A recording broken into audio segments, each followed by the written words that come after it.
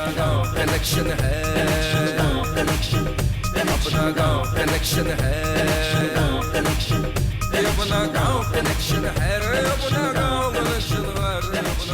Connection है। नमस्कार दोस्तों, मेरा नाम है नीलेश मिश्रा और यह है हमारा गांव कनेक्शन, भारत का अपनी तरह का एकमात्र टीवी शो जो ये कोशिश करता है कि अगर आप शहर में रहते हैं तो आपको भारत के गांव का आईना दिखाए, और अगर आप गांव में रहते हैं तो आपको भारत के अन्य हिस्सों के गांव में हो रहे बदलाव से मुखातिब कराए। हमारी ये कोशिश रही है पिछले कई हफ्तों में कि आपके पास रोचक, मनोरंजक, प्रेरणादायक कहानियाँ लाएं जिनसे हम कुछ सीखें, बेहतर इंसान बने, ये देखें कि अरे गांव में तो कितने बदलाव आ रहे हैं, ऐसे बदलाव जिनके बारे में हमको अखबार में पढ़ने को नहीं मिलता, टीवी में भी देखने को असली गांव नहीं दिखता है, फर्जी गांव मिलता है टीवी पे। तो हमारी ये कोशिश है कि असली गांव, अपनी खुशबू से भरा हुआ गांव आप तक लाएं हर हफ्ते पूरी ईमानदारी से।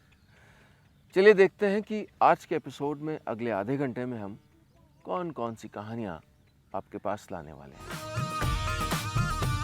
चले हाईवे पे फर्राटे से, चले हाईवे पे फर्राटे से, पगडंडी भी लगती अच्छी, चौपाल में बोले है बिटवा हम सुन देंगे इंटरनेटवा, चौपाल में बोले है बिटवा हम सुन देंगे इंटरनेटवा।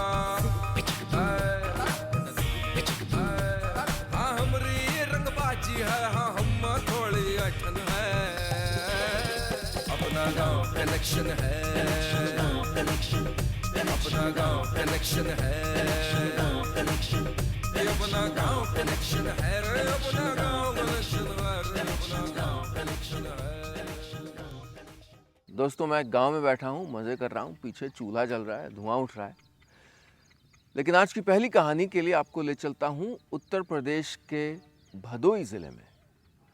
भदोई, जैसा कि आप जानते होंगे, कालीनों के लिए यानी कार्पेट्स के लिए जाना जाता है। मैं गया था पिछले साल। आप यकीन नहीं करेंगे कि इन कार्पेट्स के कारखानों में दृश्य क्या होता है। सैकड़ों अलग अलग तरह के रंग होते हैं, फैले हैं, और कार्पेट्स तो समझिए मतलब कालीनों का शहर। तो भदोही तो बहुत वर्षों से खबरों में रहा है और लोग जानते हैं उसके बारे में, लेकिन एक नया बदलाव आ रहा है। बदलाव है महिलाओं की भागीदारी।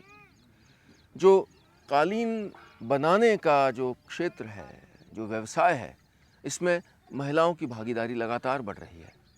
महिलाएं स्वयं सहायता समूह यानी सेल्फ हेल्प ग्रुप बना रही हैं ताकि उनकी सहायता से वो आगे बढ़ सकें, अपनी रोज़गार के साधन तो ढूंढ ही सकें, लेकिन अपने परिवार, अपने समाज, अपनी कम्युनिटी को हेल्प कर सकें। मेरे ख़्याल से गांव के स्तर पे जो एंटरप्रेन्योरशिप है उसका एक बहुत अच्छा नमूना है, और महिलाओं की भागीदारी किसी भी क्षेत्र में हमें ये दिखा रही है कि कैसे महिलाएं अपने हालात, अपने बिजनेस अपने बल पे बदल सकती हैं।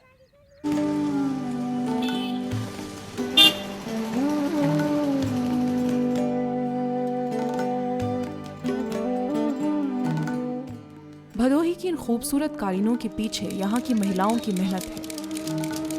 इन महिला बुनकरों ने भदोही के कालीन उद्योग को बुलंदियों पर पहुंचाया है। ये महिलाएं अपनी घरेलू जिम्मेदारियों को पूरा करने के बाद बुनाई करती हैं और आर्थिक तौर पर अपने परिवार को मजबूत कर रही हैं। इन महिलाओं के हाथों में ऐसी जादूगरी है कि इन्हें किसी भी तरह की डिजाइन दे दीजिए, ये उसे बखूबी तैयार कर देंगी। पुश्तैनी कला सीखने का ये फायदा तो इन्हें हुआ ही है। इस काम के बारे में जैसे कि हम लोग यही कालीन बिनते हैं तो हमारे लोग का पेट पर्दा चलता है। जिस उठा के कालीन आता है, जो डिजाइन आता है हम लोग कुल बिन लेते हैं, चाहे जो भी डिजाइन आएगा हम लोग बिन लेते हैं। एक वक्त था जब कारपेट बनाने का काम ज्यादातर पुरुष कारीगर करते थे, लेकिन फिर धीरे धीरे इनका शहरों की तरफ पलायन होने लगा। ज्यादा कमाई की तलाश में शहर गए कारीगरों की वजह से कालीन के कारोबार को झटका लगा। अब ऐसे हाथों की तलाश थी जो गांव में रहकर ही काम करें। ऐसे में इन महिलाओं ने इस जिम्मेदारी को संभाला।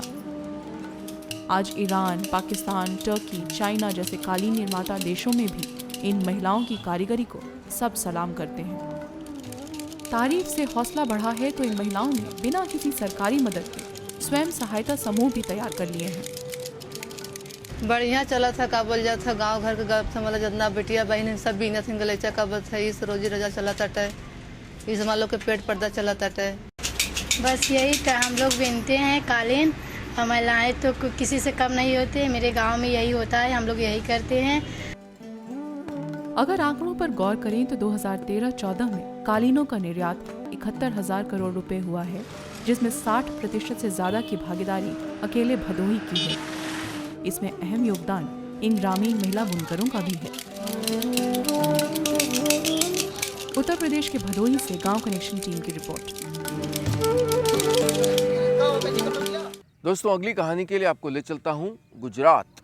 आप देख रहे हैं ना मैं कैसे आपको फुर मुफ्त में यात्रा करा रहा हूँ। अभी उत्तर प्रदेश में थे, अब गुजरात जा रहे हैं।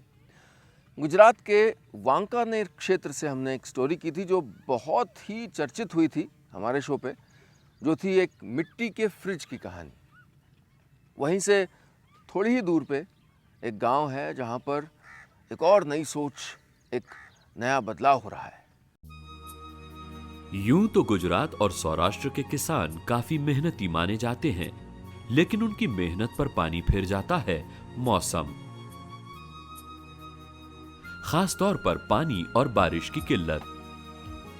इसी परेशानी से छुटकारा पाने का तरीका ढूंढा है दीपक ने।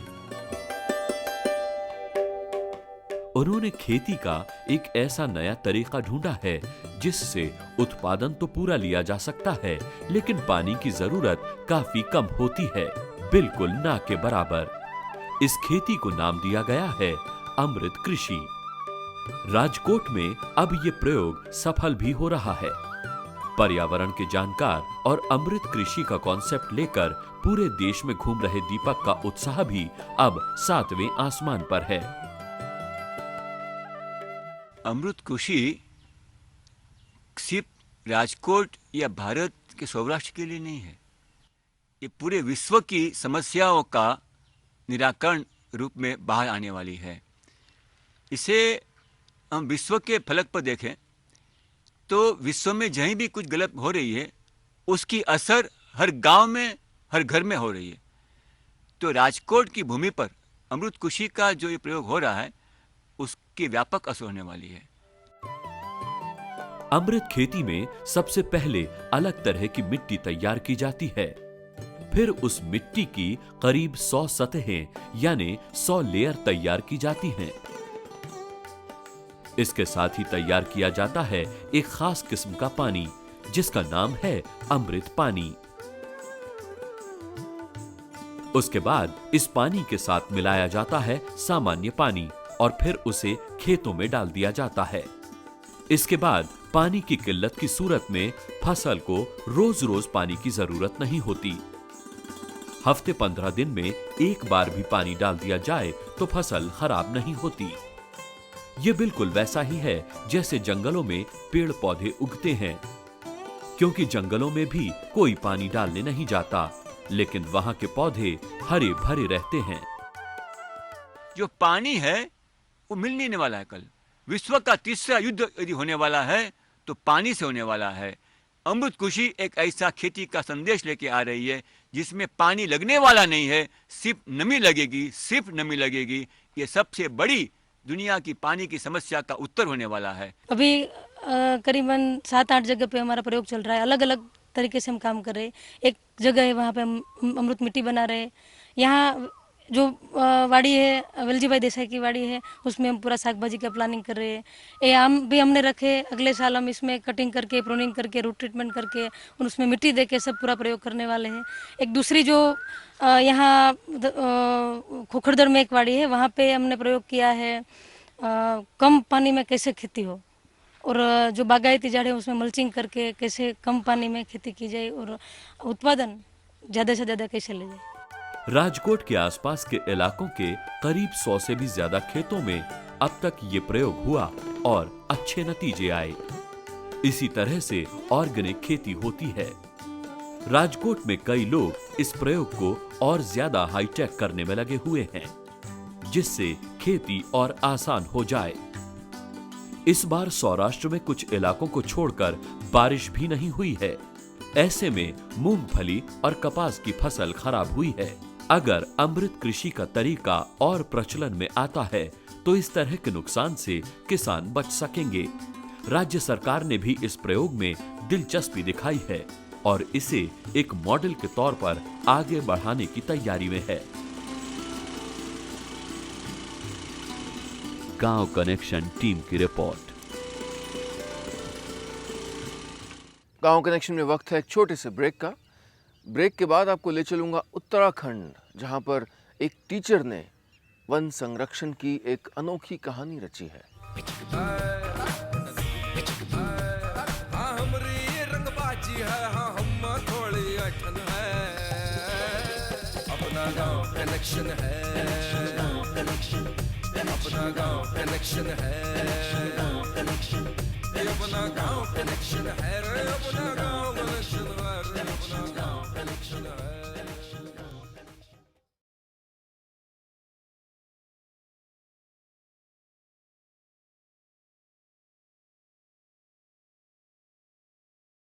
अपना गांव कनेक्शन है, अपना गांव कनेक्शन है, अपना गांव कनेक्शन है रे, अपना गांव कनेक्शन है रे, अपना गांव कनेक्शन है। ब्रेक के बाद स्वागत है आपका गांव कनेक्शन में। दोस्तों, मेरा जन्म तो लखनऊ में हुआ, लेकिन बहुत सारा बचपन नैनीताल में बीता। और मुझे याद है कि हमारे घर से सामने एक पहाड़ी दिखती थी, जिससे धीरे धीरे पेड़ गायब होना शुरू हो गए थे। अब तो ये और भी गंभीर हो गया है।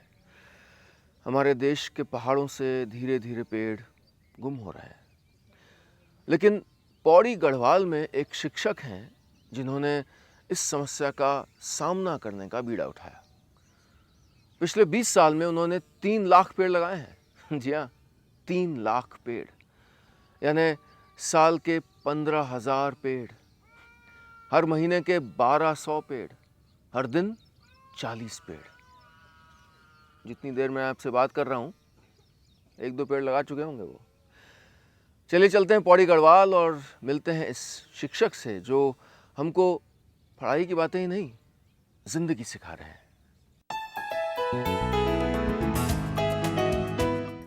ये हरियाली सच्चिदानंद भारती नाम के शख्स की मेहनत का नतीजा है। उफेरखाल कस्बे के आसपास के ये हरे भरे जंगल किसी एक इंसान की मेहनत का नतीजा है, ये सोचकर भी ताज्जुब होता है। लेकिन सच्चाई यही है। सच्चिदानंद भारती ने इस इलाके के 16 पहाड़ों की बंजर जमीन को अपने हाथों से हरा भरा किया है। सच्चिदानंद भारती पेशे से टीचर हैं। छुट्टी के दिन वो आसपास के युवकों को लेकर बंजर जमीन की तरफ निकल जाते हैं। पहले पुराने जमाने में लोग जब जाते थे जंगलों में शिकार खेलने के लिए, और उसके लिए तो कहते थे यार वहाँ होती है शायद, वहाँ पानी की बोतलें क्या ले जानी, वहाँ पानी होगा ही होगा। पहले इस तरह की जमीन में 1.5 से 2.5 फुट के गड्ढे बनाते हैं और फिर करते हैं बारिश का इंतजार। बारिश में इन गड्ढों में पानी भर जाता है। पानी भरते ही सच्चिदानंद इन गड्ढों के किनारे पौधे लगा देते हैं। कहने के लिए ये तकनीक बड़ी ही देसी है, लेकिन सच्चिदानंद भारती के मुताबिक अब हिमालय को बचाने का यही तरीका है। सच्चिदानंद भारती के इस प्रयास की बदौलत पानी के नए स्रोत भी बनते जा रहे हैं। गांव की औरतों के लिए पानी भरने जाने की मुसीबत दूर हो गई है। भाई साहब, इस पानी की हमारे को बहुत बड़े दुख था ना। हमारे गांव में दुख कहते हैं इसको, परेशानी होती है। हमने ये दूर पानी से जब नल उल बंद हो जाते हैं तो हम इतने दूर आते हैं। तो जब हम लोगों ने तालाब बनाए ना, तो तालाब से हमें बहुत फ़ायदा हुआ, तो दूर नहीं जाना पड़ा। और हमारे गांव में ये पानी आ जाता है तो हम लोग भी आराम से रहते हैं। कपड़े धोने हैं, नहाने हैं, कुछ भी है, तो जो तालाब से पानी मिल जाता है तो हमारे को फ़ायदा हो जाता है। इस शानदार और हैरत अंगेज विजन को लगातार मजबूत करने के बाद भी सच्चिदानंद लाइमलाइट से दूर ही रहते हैं। उन्हें अपने नाम से ज्यादा अपने काम की फिक्र है और उसी से प्यार भी। गांव कनेक्शन में वक्त है एक छोटे से ब्रेक का। ब्रेक के बाद हमारे हर्बल एक्सपर्ट डॉक्टर दीपक आचार्य आपको एक बार फिर बहुत काम की जानकारी बताएंगे। अपना गांव कनेक्शन है, अपना गांव कनेक्शन है, अपना गांव कनेक्शन है रे, अपना गांव कनेक्शन है रे, अपना गांव कनेक्शन है।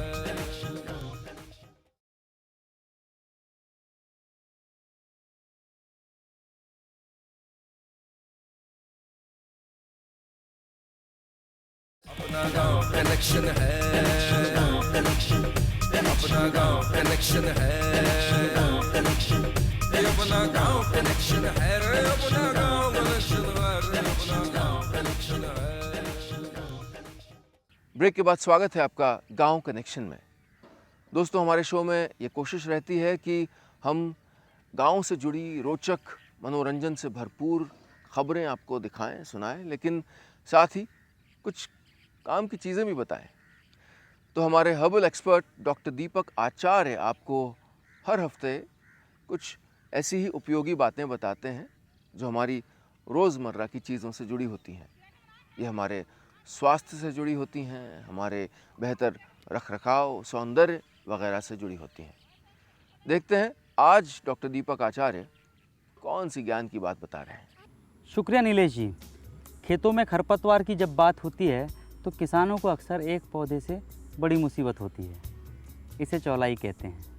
लेकिन चौलाई के बारे में शायद ये कम लोग जानते हैं कि इसे बतौर भाजी के रूप में बड़े स्वाद से ग्रामीण अंचलों के लोग खाते हैं। आपको बताता चलूं कि इसके ऊपर के हिस्से में जो फूल होते हैं, ये जब सूख जाते हैं, इसके अंदर जो बीज तैयार होते हैं, ग्रामीण अंचलों के लोग इन बीजों को एकत्रित कर लेते हैं। माना जाता है कि जब सूखा या अकाल की स्थिति हो तो ये बीज एक ज़बरदस्त अनाज का काम करते हैं। इनमें ज़बरदस्त ताकत देने की क्षमता होती है। इसकी पत्तियों की रस की बात करें तो जो पीलिया से ग्रसित लोग होते हैं उन्हें इसकी पत्तियों के रस के साथ समान मात्रा में पुनर्नवा की पत्तियों का रस दिया जाता है। माना जाता है कि दोनों जड़ी बूटियों का असर जो इस तरह से होता है कि पीलिया बड़े तेज़ी से राहत मिल जाती है इस रोग से। इसके अलावा मैं बताता चलूँ कि इसके पत्तियों को कुचलकर जो रस तैयार किया जाता है उन्हें दमा के रोगियों को भी दिया जाता है। इसके अलावा इसकी साग भाजी जो तैयार करी जाती है वो बड़ी ताकत देने वाली होती है। तो अक्सर आदिवासी इसे अपने खान पान के तौर तरीक़ों में इस्तेमाल करते हुए आए हैं, जिसकी जानकारी नहीं होने की वजह से अक्सर हम इन्हें खेतों से उखाड़ फेंकते हैं। उम्मीद है ये जानकारी आप सबको पसंद आई होगी। अगली बार किसी और जानकारी के साथ मिलेंगे, तब तक नमस्कार, शुक्रिया। दोस्तों, कितना बदल रहे हैं भारत के गांव, नहीं? चलिए अब लेते हैं छोटा सा ब्रेक, और ब्रेक के बाद आपके पास लाता हूँ भारत के गांव में हो रहे बदलाव की एक और कहानी। अपना गांव कनेक्शन है, अपना गांव कनेक्शन है, अपना गांव कनेक्शन है रे, अपना गांव कनेक्शन है रे, अपना गांव कनेक्शन है।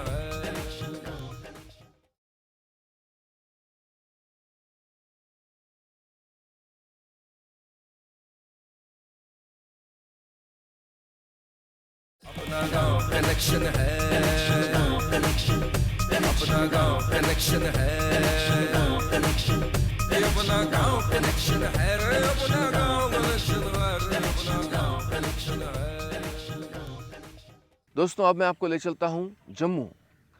हम आपको अक्सर दिखाते हैं कि कैसे भारत के किसान, भारत के ग्रामीण नागरिक अपनी ज़िंदगी में तब्दीलियाँ, बदलाव लाते हैं, क्योंकि वो परिस्थितियों के हिसाब से अपनी ज़िंदगी को, खेती को बदलते रहते हैं। जम्मू में खेती में हो रहे नुकसान की वजह से कई किसान मछली पालन की ओर रुख कर रहे हैं। चलिए देखते हैं कि ये कैसे उनकी ज़िंदगी की मदद कर रहा है और इतनी आमदनी भी दे रहा है कि वो बैंक के कर्ज से मुक्त हो सकें। चलिए चलते हैं जम्मू।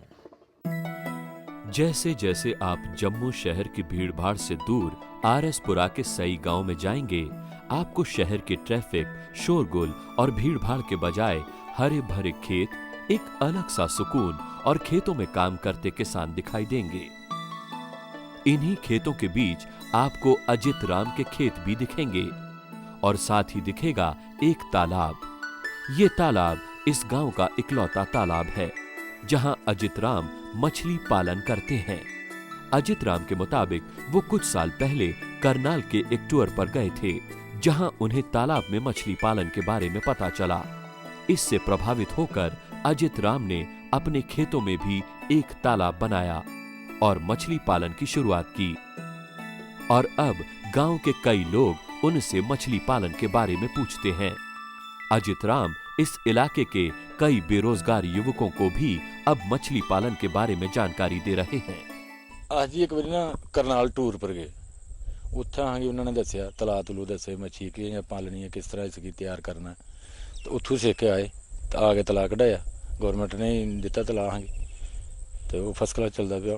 हाँ कहीं पूछन कितने आते हैं तो उन्होंने पूरी सलाह दे दी है भाई तुस नौकरियों वास्ते नहीं लभदी ना दौड़ो, है भी ये अपना काम करो, ये फायदा, कोई नौकरी की कोई जरूरत नहीं है भी, जे तुस मेहनत करो तो करनी मेहनत पवेगी तो फिर ही इस तरह नहीं कोई गल बनती। अजित राम का दावा है कि मछली पालन न केवल खेती बाड़ी से आसान है, बल्कि इसमें पैसे जल्दी और आसानी से भी मिलते हैं।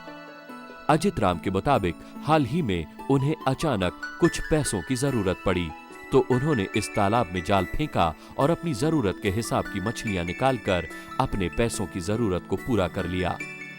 खेती में ऐसा करना संभव नहीं है।